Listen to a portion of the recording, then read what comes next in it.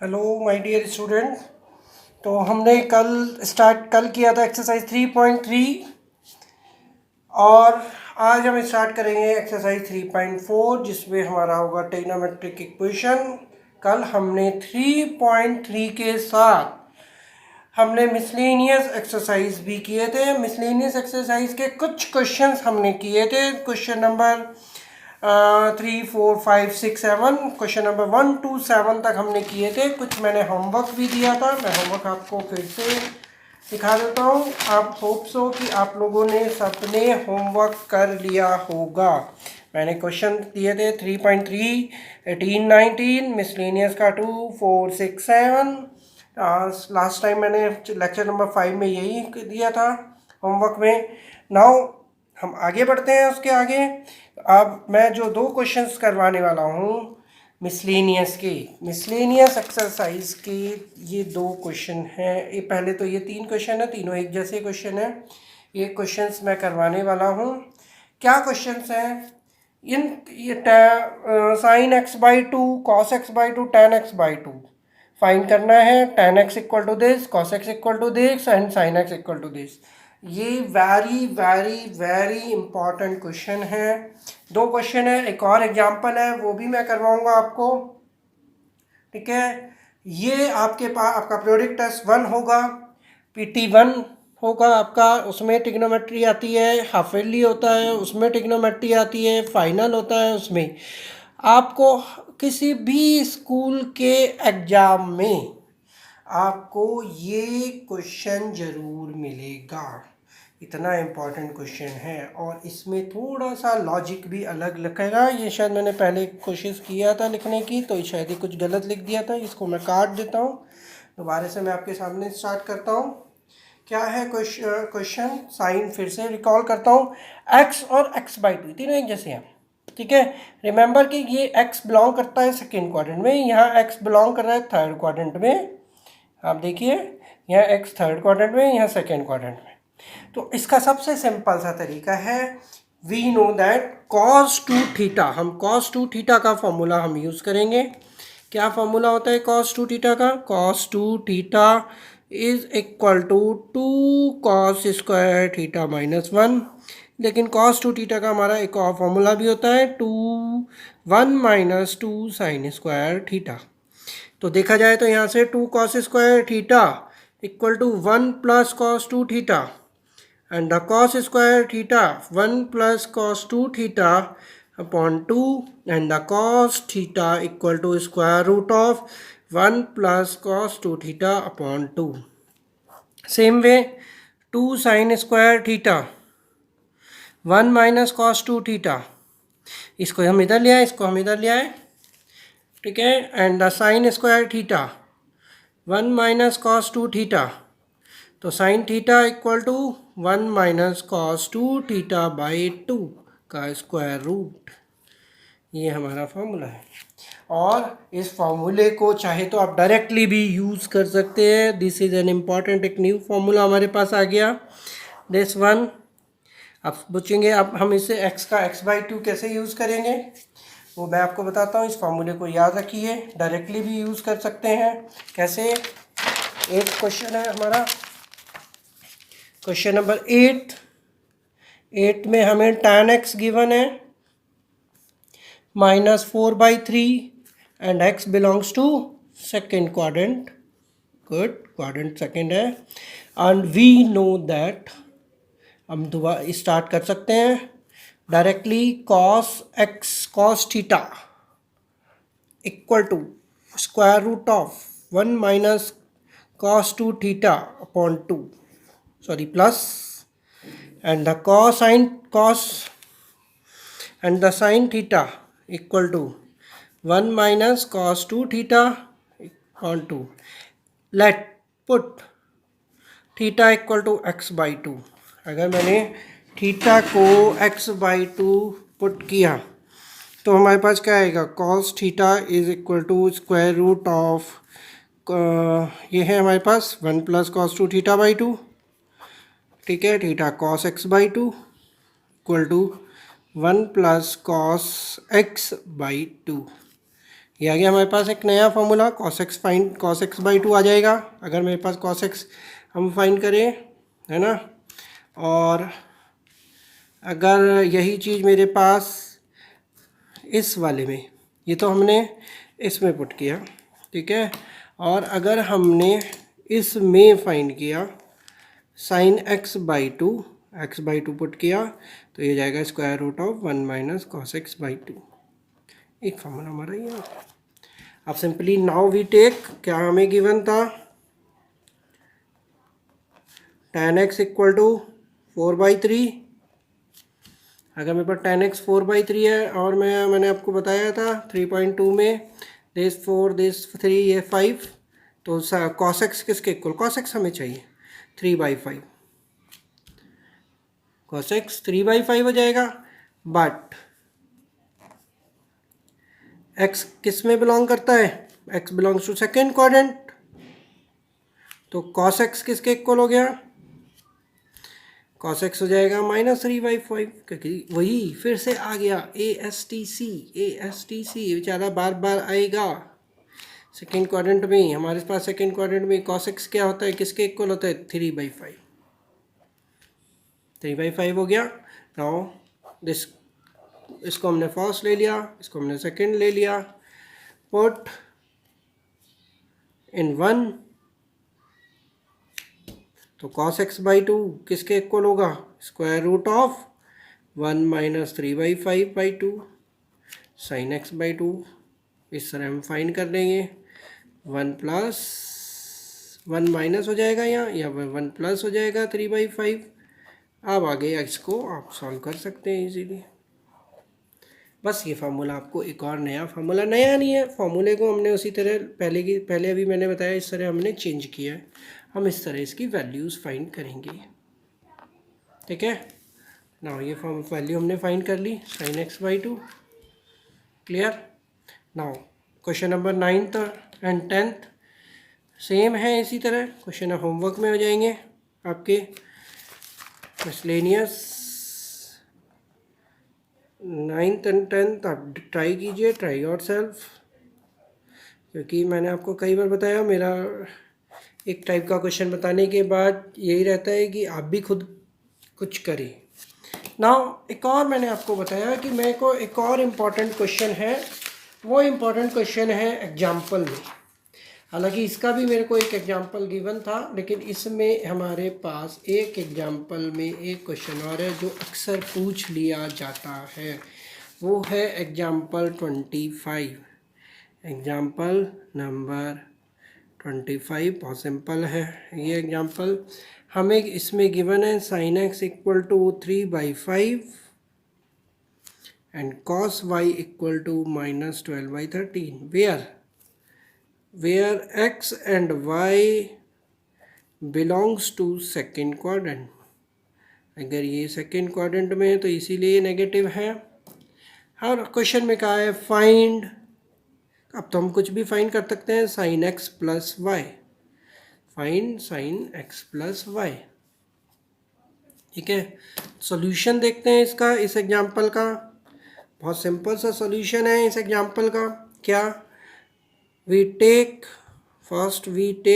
sin x, अब इसी पहले से पता होना चाहिए sin x plus y, sin x plus y में sin x आता है, cos y आता है, प्लस cos x आता है, sin y। मतलब कि अगर मैंने sin x इक्वल टू 3/5 लिया और मैं ये ट्रायंगल की हेल्प से cos x फाइंड कर लूँ, ये 3 ये 5 ये 4, ये पता ही है कैसे आया, वही 3 है भाई, 3p3 हो गया एक तरह से, h5 हो गया, एंड द b क्या हो गया, square root of 5 square minus 3 square that is 4, cos x हो गया 3/5।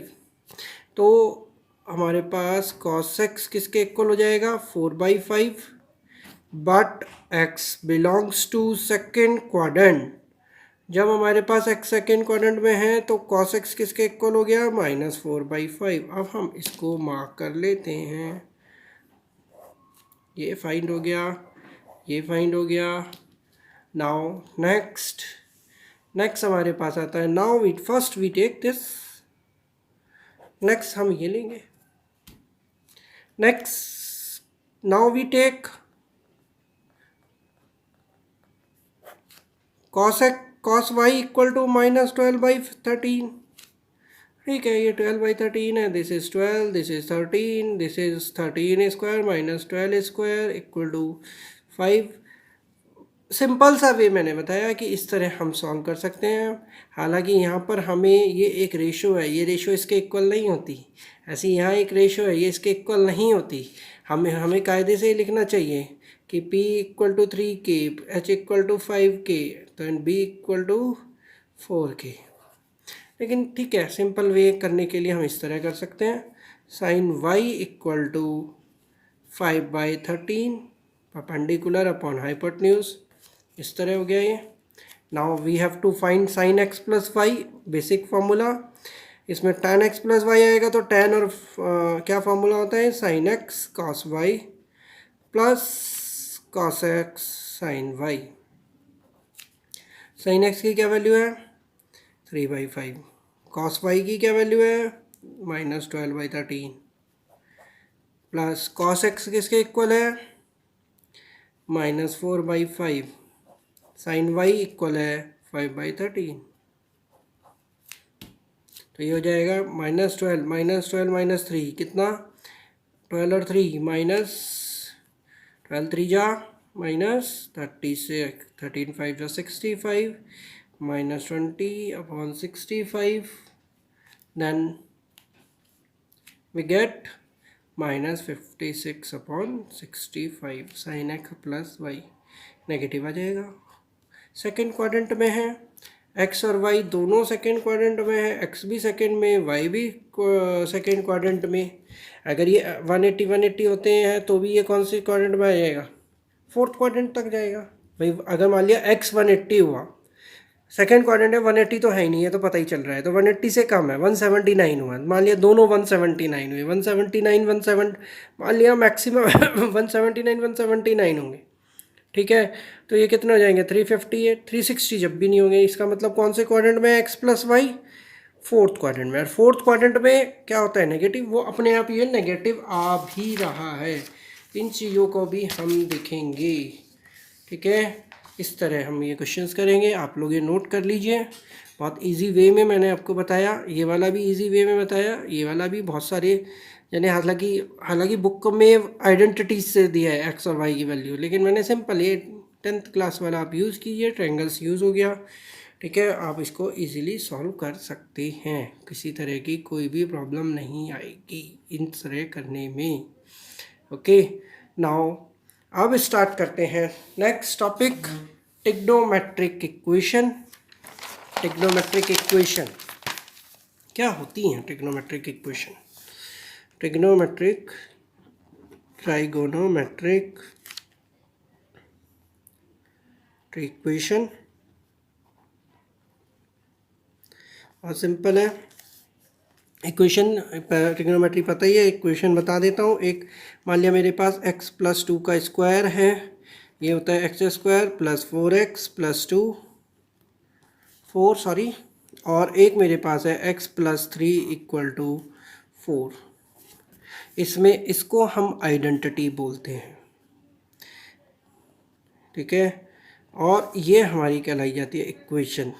इक्वेशन इसलिए इक्वेशन आइडेंटिटी इसलिए क्योंकि x की कोई भी वैल्यू पुट कीजिए, x की कोई भी वैल्यू आप पुट कीजिए, आंसर आएगा, ट्रू हो जाएगी दोनों साइड।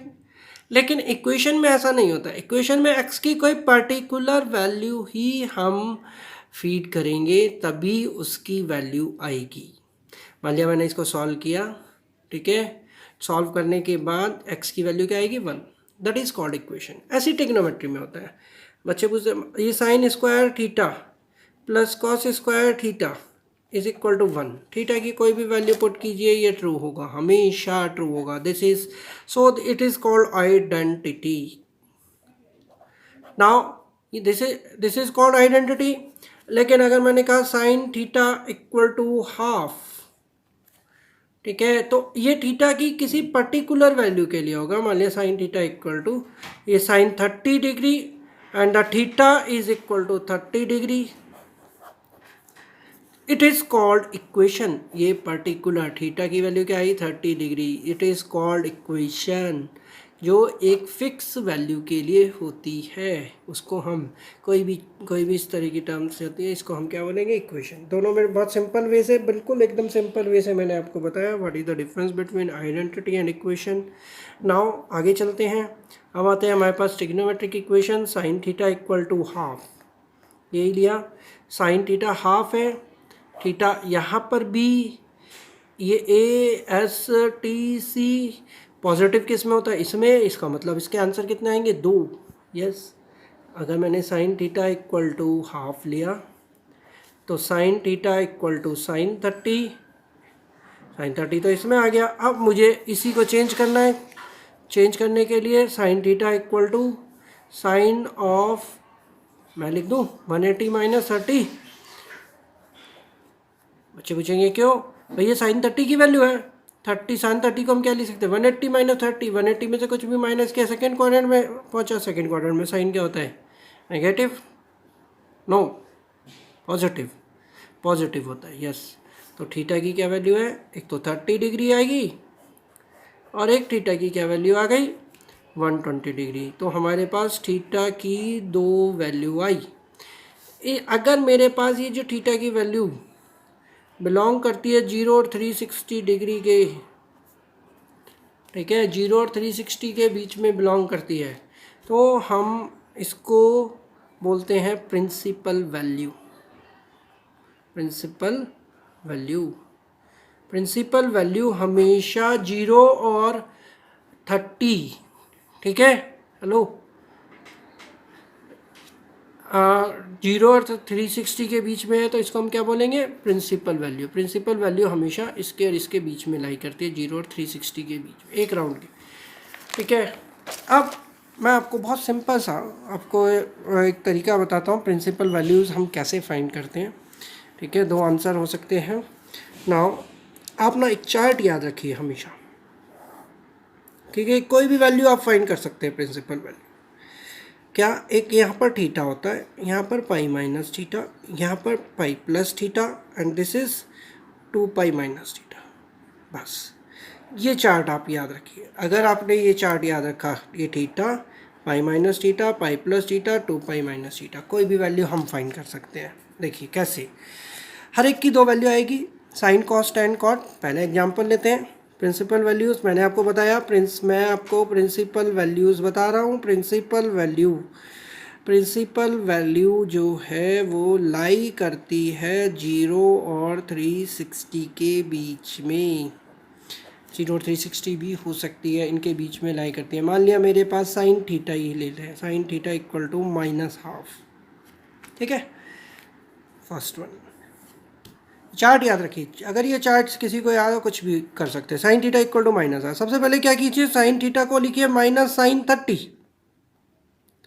साइन 30 का मतलब होता है साइन ऑफ π/6 साइन थीटा, ठीक, वैल्यू रख ली। अब क्या करना है, बिल्कुल इस चार्ट को ध्यान रखना है। साइन नेगेटिव किस में होता है, इसमें और इसमें, ठीक है, इसमें होता है, तो सीधा सीधा लिख दीजिए थीटा की जो वैल्यू होगी पाई प्लस π/6 होगी एंड 2 पाई माइनस π/6, करके देख लीजिए। तो आंसर क्या आएगा 7 π/6 थीटा की वैल्यू, और थीटा की वैल्यू एंड 11 π/6। इस तरह याद करने का तरीका है, मैंने सीधा याद करने का तरीका बता दिया आपको। भाई इसमें तो आएगी, इसमें हम इससे पाई से हमने इसलिए लिया, पाई में कभी भी चेंज नहीं होता, इसलिए हमेशा ध्यान रखना पाई में होगा। क्वेश्चन मान लिया मेरे पास आ गया cos theta equal to -12, cos theta को चलो -12 ले, तो कोई भी हम वैल्यू ले सकते हैं। कॉस थीटा किसके इक्वल होगा, माइनस कॉस π/3। कॉस 60 की वैल्यू उल्टा होता है, उसमें 30 होता है, इसमें 60 होता है, ठीक है।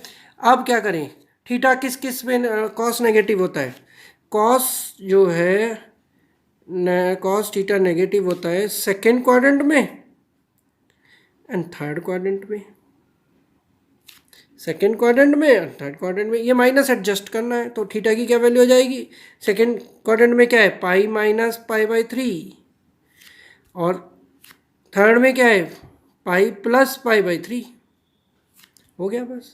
2π/3। जब बहुत ज़्यादा है इसमें ब्रेन नहीं लगाना, बहुत सिंपल सा है, 4π/3। कोई भी वैल्यू आप ले सकते हैं, है ना। थीटा की वैल्यू ये हो गई। दो वैल्यू आएंगी प्रिंसिपल वैल्यू हमेशा, हर किसी के केस में। क्यों? क्योंकि हर एक कोई दो पे तो पॉजिटिव होता है भाई, इसमें तो सारे ही पॉजिटिव हो गए। हर एक का अपना अपना एक क्वाड्रेंट है। tan और cot का ये है तो इसका तब दो यहाँ पॉजिटिव हो गए और दो यहाँ फिर नेगेटिव हो गए। cos और sec का ये है पॉजिटिव का, ये यहाँ दोनों पॉजिटिव हो जाएंगे तो यहाँ दोनों नेगेटिव। तो इसलिए हमने पाई और 2π से ले सब में।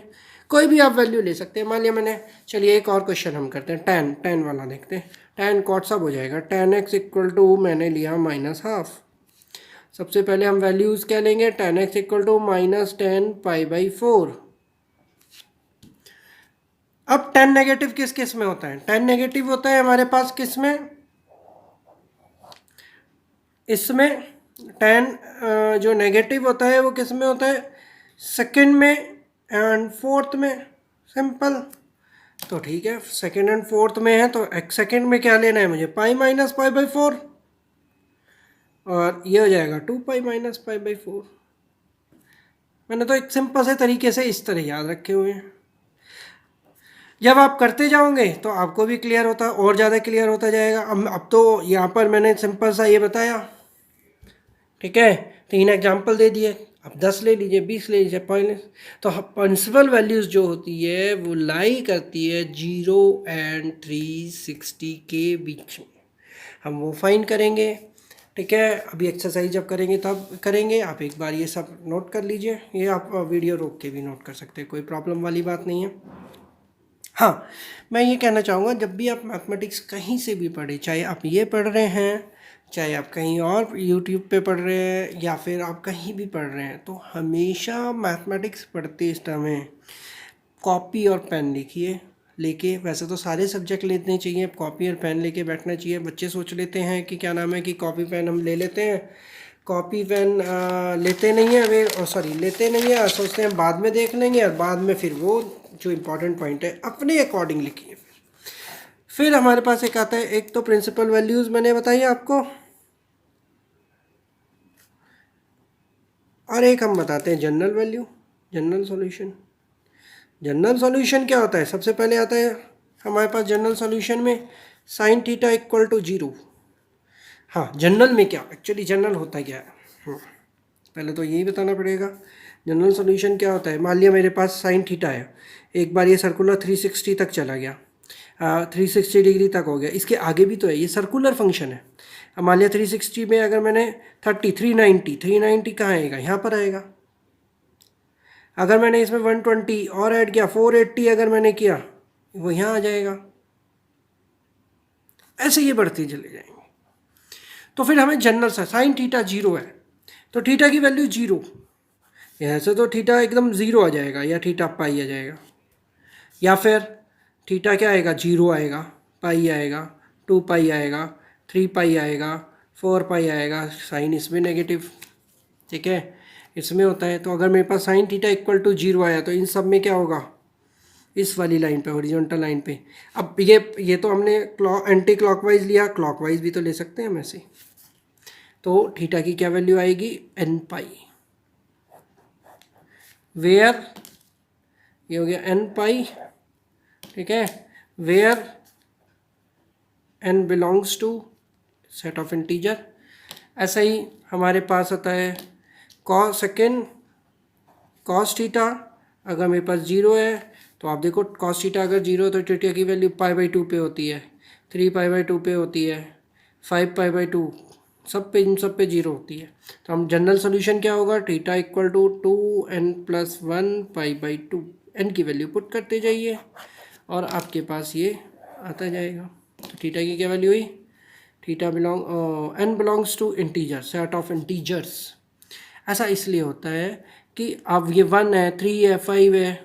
एपी में आप देखिए, एपी क्या होते हैं, अरिथमेटिक प्रोग्रेशन, उसके अकॉर्डिंग हमने चला। फर्स्ट हो गया, सेकंड हो गया, देन थर्ड, फिर 10 का भी होता है, हालांकि 10 का बड़ा सिंपल सा है। 10 का हम डायरेक्टली भी लिख सकते हैं कि tan थीटा है तो sine theta upon cos theta, जो भी साइन थीटा की वैल्यू होगी हम उसको लिख सकते हैं।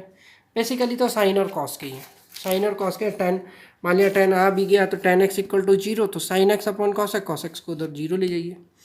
नाउ नेक्स्ट आता है थर्ड वन, ये तो जीरो हो गया, जीरो के लिए पर्टिकुलर केस हो गया, लेकिन अगर sine x equal to sine y आए तब कैसे करेंगे? ठीक है, sine x equal to sine y, so simple है, sine x equal to sine y है तो हम जनरल सॉल्यूशन बना रहे हैं, तो इसको हम इधर ले जाते हैं, sine x minus sine y equal to zero.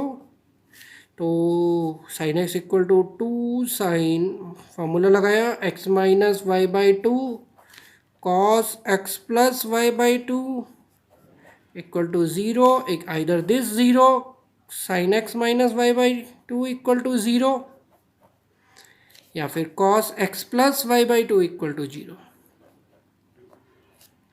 तो x minus y by two किसके इक्वल हो गया? एन पाई।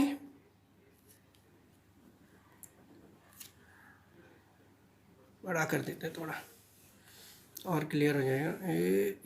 यहाँ फिटर है, आई थिंक और बड़ा भी हो सकता है, देखते हैं।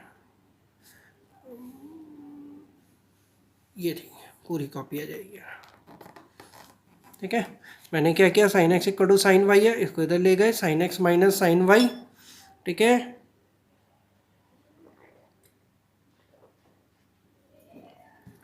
थक गया तो बोलते हुए थोड़ा पानी पिया। इसको इधर ले गए, sine x minus y by two cos x plus y by two इधर ले आए, तो एक्स की क्या वैल्यू हो गई? Two n pi plus y. ठीक है, ऐसे ही हमारे पास cos x plus y by two is equal to x plus है ना, तो कॉस हटा देते हैं। ठीक है, two n plus one pi by two, इसको एन वन कह देते हैं।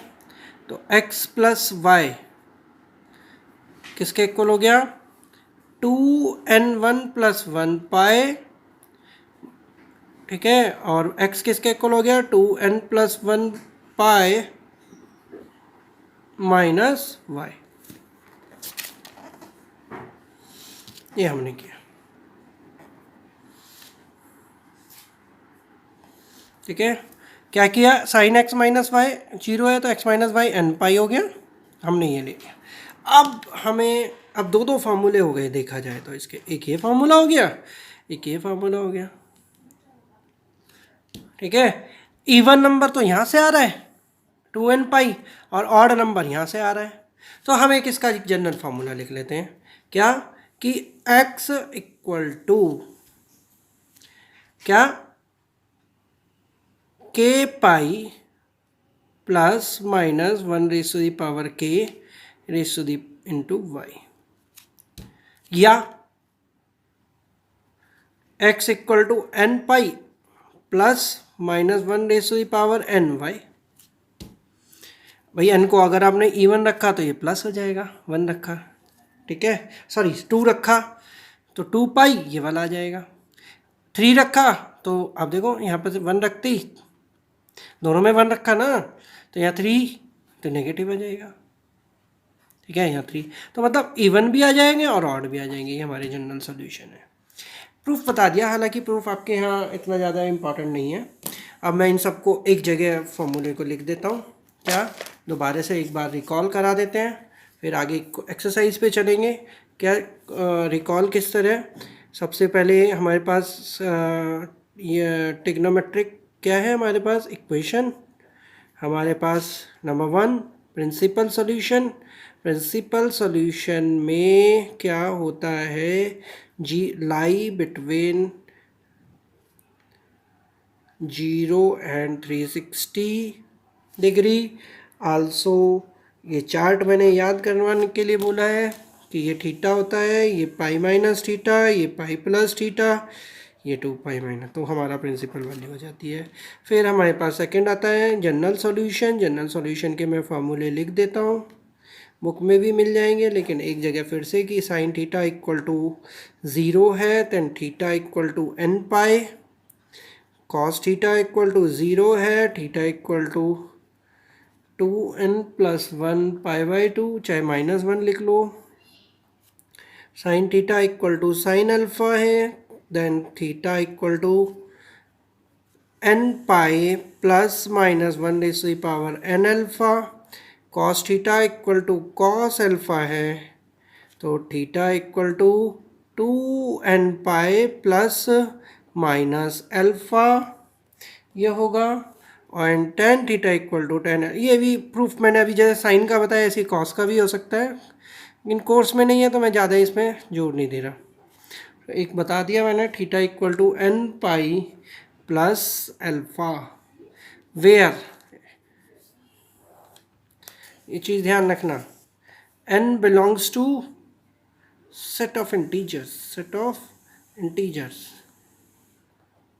इंटीजर को n belongs to Z set. ये हमारे बेसिक फार्मूले हो गए, ये चीज़ें ध्यान रखना। इतने से चार्ट में ही क्वेश्चन सॉल्व हो जाते हैं पूरी एक्सरसाइज। नाउ अब स्टार्ट करते हैं हम एक्सरसाइज। चलिए नाउ स्टार्ट करते हैं हम एक्सरसाइज, बोल रहे थे 3.4, एक्सरसाइज 3.4 में आपको ज़्यादा क्वेश्चंस नहीं है, इसमें 9 क्वेश्चन है। मैं आपको दिखा देता हूँ एक बार।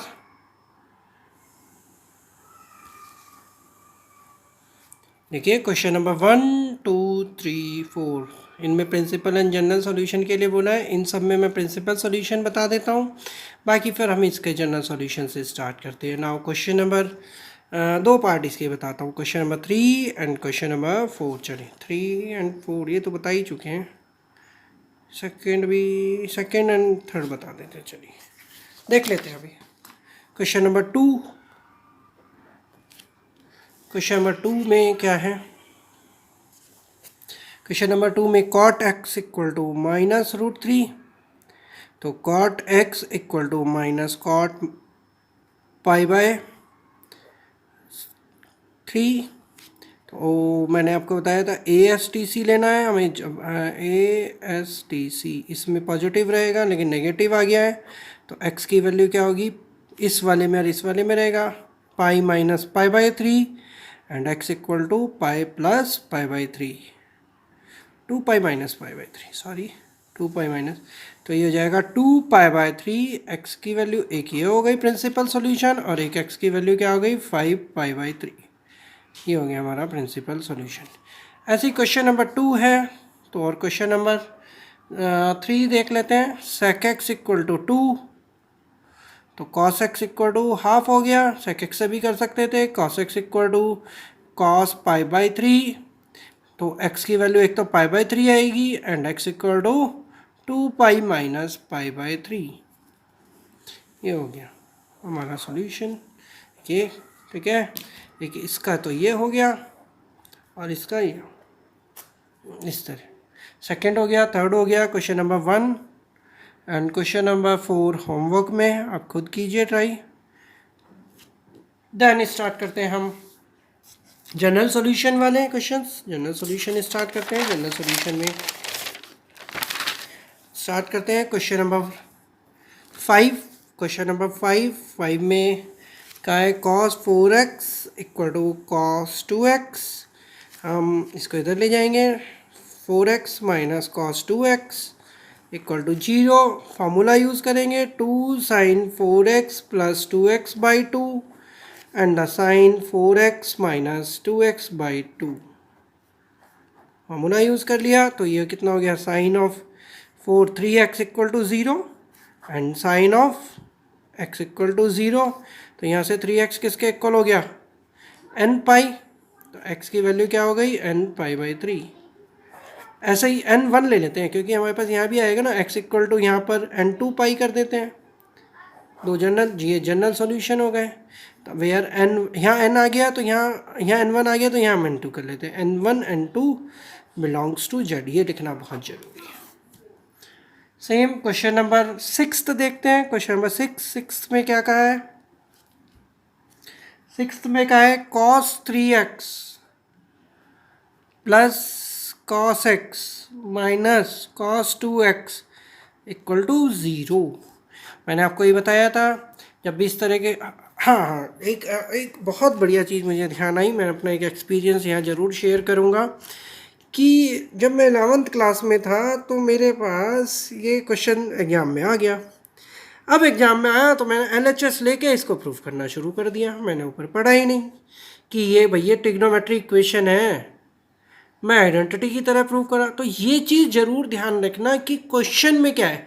उस क्वेश्चन लिखा होगा सॉल्व फॉर एक्स, और हम आइडेंटिटी इतनी सारी कर चुके होते हैं कि बार बार हम उसको सॉल्व करते हैं कि अरे भैया आइडेंटिटी आ गई, बढ़िया है, फटाफट माँ ये तो जीरो वाली आ गई, इजीली हो जाएगी। तो ये चीज़ ज़रूर ध्यान रखना कि ये आइडेंटिटी नहीं है, ये इक्वेशन है।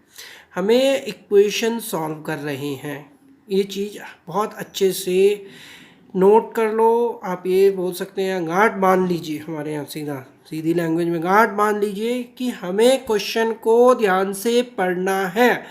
क्वेश्चन में कहा जाएगा solve for x, that means हमें इक्वेशन दी है।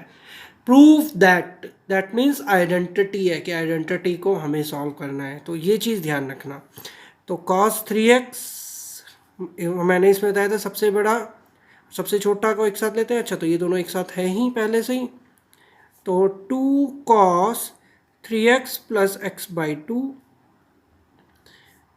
cos 3x minus x by 2। हाँ, मेरे को ये ध्यान आया कि साइड बाय साइड फार्मूले भी तो याद करने हैं। तो cos c मैं छोटा सा लिख देता हूँ, cos c minus cos d का फार्मूला मैं यूज़ कर रहा हूँ, c प्लस डी का, sorry cos c plus D by 2 and cos c minus. तो साइड में आप फार्मूला भी लिख लीजिए। ऐसे इस वाले में हमने क्या यूज़ किया था, cos c minus cos d, minus side में लिखना जरूर है, 2 sin c plus D by 2 and sin c minus D, जिससे कि हमें बार बार याद हो जाए। बार बार हम, ये तो हमने बहुत बार किया है ये चारों फार्मूले, सबसे ज़्यादा क्वेश्चन इसी के हैं। अच्छे से फार्मूले याद कर लीजिए हर बच्चा, वह बहुत काम आने वाले हैं। cos 2x common, 2 cos x minus 1 equal to 0, then cos 2x equal to 0, 2 cos x minus 1 equal to 0, cos x equal to half, तो cos of 2x equal to 0। ठीक है, तो 2x किसके इक्वल हो गया, 2n प्लस 1 पाई बाई 2। तो x की value n1 ले लीजिए, 2n1 है ना, 2n1 प्लस पाई बाई 2। तो ये आंसर हो जाएगा 2n1 प्लस 1 पाई बाई 4, ये हो गया। ठीक है, ऐसे ही cos x equal to cos of pi by 6, pi by 3 की वैल्यू है। तो हमारे पास क्या फार्मूला था इसका, cos थीटा इक्वल टू, पीछे देख सकते हैं, cos theta equal to cos alpha, तो theta equal to n 2n pi plus minus alpha 2n pi है। ठीक है, तो x की क्या वैल्यू हो गई, 2n2 pi plus minus pi by 3, n1 n2 belongs to Z, set of integers. इस तरह हम कर सकते, क्लियर होगा आई थिंक। एक और कर लेते हैं, फिर क्वेश्चन नंबर 7 एंड 9 मैं होमवर्क में देने वाला हूँ। चलिए 6 करते, पहले 6 करा दिया, सॉरी 7 होमवर्क में नहीं, 7 में ही कराऊंगा। हिंट दूंगा सिर्फ, sin 2x plus cos x equal to 0 7th में। तो ये हो जाएगा 2 sin x cos x plus cos x equal to 0, तो cos x common, 2 sin x plus 1 equal to 0, then cos x equal to 0 and sin x, 2 sin x either this equal to, ये तो product, ये ध्यान रखना होता है, मैं product की फॉर्म में रहता है। ये हो गया। अब आप डू योर सेल्फ, अपने आप कीजिए क्या आगे करना है। मैं एक और क्वेश्चन बताता हूँ, क्वेश्चन नंबर 8th में क्या कहा है, sec square 2x equal to 1 minus tan 2x। या तो पहले हम 10th क्लास में कहते थे साइन कॉस में कन्वर्ट कर दीजिए, या फिर sec स्क्वायर 2x है, इसको हम क्या लिख सकते हैं, 1 plus tan square 2x equal to 1 minus tan 2x।